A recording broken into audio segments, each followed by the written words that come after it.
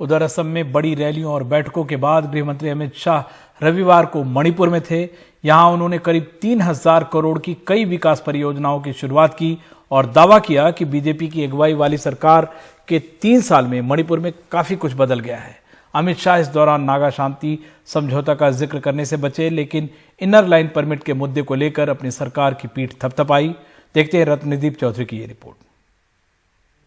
उत्तर पूर्व में अमित शाह के दौरे का दूसरा दिन। सुबह उन्होंने गुवाहाटी के प्रसिद्ध कामाख्या मंदिर में पूजा अर्चना की, जिसके बाद वो मणिपुर के लिए निकले। मणिपुर में हवाई अड्डे के रास्ते पर सैकड़ों पार्टी कार्यकर्ता अमित शाह के स्वागत में खड़े नजर आए। इस बार अंतर ये रहा कि किसी उग्रवादी संगठन ने बाइकॉट का ऐलान नहीं किया।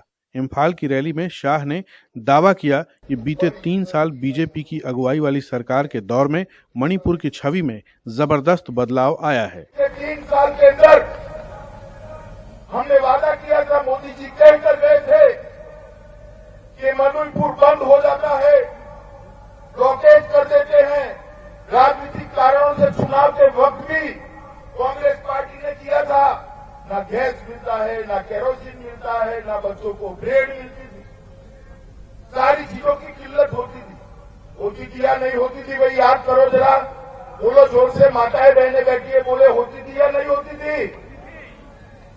आज 3 साल हुए, एक भी बार बंद नहीं हुआ है।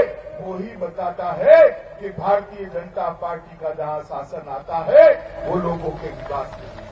रैली में अमित शाह ने नागा शांति समझौते का कोई जिक्र नहीं किया। मणिपुर में आशंका है कि शांति समझौते के तहत राज्य के कुछ हिस्से उससे छीने जा सकते हैं। ये मुद्दा छूने के बजाय अमित शाह ने 2019 में मणिपुर को भी इनर लाइन परमिट वाले राज्यों में शामिल किए जाने का जिक्र किया। इसके तहत देश के किसी भी राज्य से आने वालों को परमिट वाले राज्यों में आने के लिए इजाजत लेनी होती है। तय किया कि इनर लाइन परमिट मणिपुर को न देना मणिपुर के मूल निवासियों के साथ अन्याय है और मांगे बगैर इनर लाइन परमिट देने का काम इस देश के प्रधानमंत्री।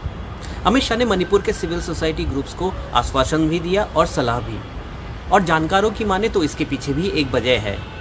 अब केंद्र सरकार नागा शांति समझौते के ऊपर पूरे उत्तर पूर्व में एक सहमति बनाने की पहल शुरू कर चुकी है। It is resolved that no ethnic-based territorial council can be accepted within the territory of Manipur, as such arrangements will create more political and ethnic problems. Amit Shah ने इस दौरान अलग अलग समुदायों के नुमाइंदों से भी बात की। साथ ही करीब 3000 करोड़ की परियोजनाओं की शुरुआत भी, जिनमें एक IT स्पेशल इकोनॉमिक जोन भी शामिल है। बीजेपी की कोशिश है कि राज्य में बहस विकास के मुद्दों के इर्द गिर्द ही रहे, लेकिन अमित शाह जब लौटे तो मणिपुर के लिए विशेष दर्जे की मांग भी उनकी फाइलों में शामिल हो गई। इम्फाल में मुबासिर राजी के साथ गुवाहाटी से रत्नदीप चौधरी की रिपोर्ट, NDTV इंडिया।